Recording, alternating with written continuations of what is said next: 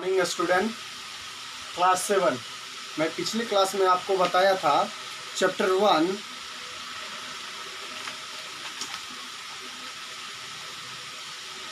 Formula and function in MS Excel बताए होंगे। अब हम आपको बताएंगे components of formula creating a simple formula. Okay, आपको इसको ध्यान से देखना है। कंपोनेंट्स ऑफ फार्मूला आपको ऑपरेटर्स में बताए थे क्या क्या ऑपरेट्स करना है। सबसे पहला following are the component that make up basic formula. Excel का जो फार्मूला होता है बेसिक फार्मूला होता है। सबसे पहला नंबर आप मैथ में पढ़ते होंगे प्लस, ओके, उसके बाद माइनस, उसके बाद less than, greater than, division, मल्टीप्लेक्शन, उसके बाद डिवीजन, ये आप सब लोग उसके बाद परसेंटेज, डिवीजन होगा ये percentage. That specify arithmetical calculation to the be create out. Okay, क्योंकि इसी से हम लोग पूरा मैथ बनाते हैं। ये जो अर्थमेटिकल है इसी से हम पूरा क्या बनाते हैं, मैथ से बनाते हैं, क्योंकि इसके बिना हम लोग मैथ नहीं बना सकते हैं। ओके, अब हम बताएंगे, पिछली क्लास में सेल एड्रेस बताए थे एक्सेल का सेल एड्रेस बनाने के लिए, तो आप लोग समझ गए होंगे सेल एड्रेस कैसे बनता होगा।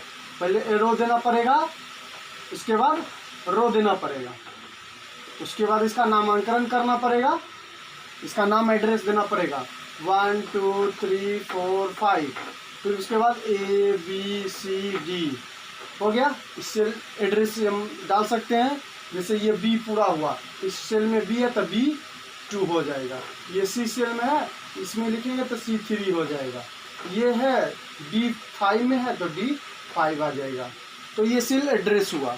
अब हम सिंपल जो होता है एक्सेल में जो होता है इम्पॉर्टेंट, सबसे इम्पॉर्टेंट आप ध्यान दीजिएगा, बिना एक्सेल में इक्वल टू वाले कोई भी फार्मूला रन आपका नहीं हो सकता।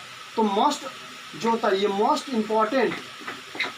इम्पॉर्टेंट इक्वल टू, क्योंकि हम जब तक इक्वल टू नहीं डालेंगे तब तक मेरा क्या होगा, वर्क नहीं होगा।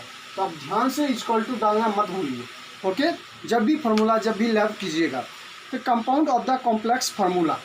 अब हम कंपाउंड जो कॉम्प्लेक्स फार्मूला होता है वो एक सिंपल सा साधारण होता है। हम कोई मार्कशीट बनाएंगे, उसमें क्या होता है, डिवीजन निकालना पड़ता है, सब्ट्रैक्शन निकालना पड़ता है, जोड़ एडिंग करना पड़ता है, परसेंटेज निकालना पड़ता है, मिनिमम मैक्सिमम, ये सब निकाल के हमको देना पड़ेगा। तो कंपाउंड फार्मूला से हम निकाल सकते हैं। सम करेंगे, जो भी बनाना होगा वो हम स्टेप बाय स्टेप बनाएंगे।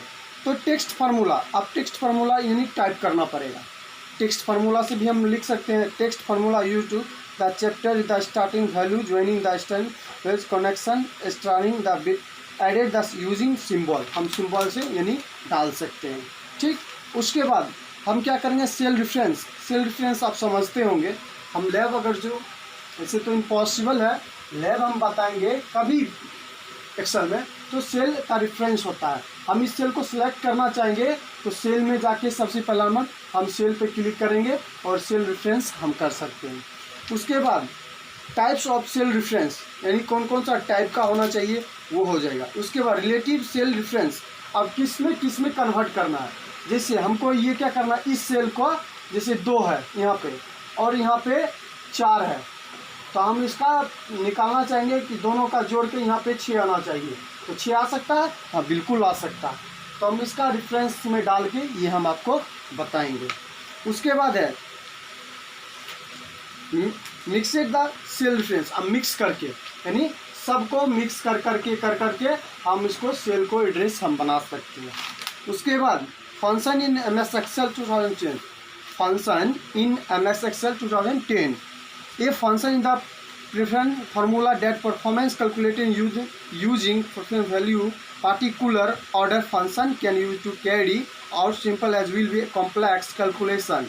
Function save time as one need not write the formula, whereas writing down formula for doing calculation can be tedious and the complicated at time.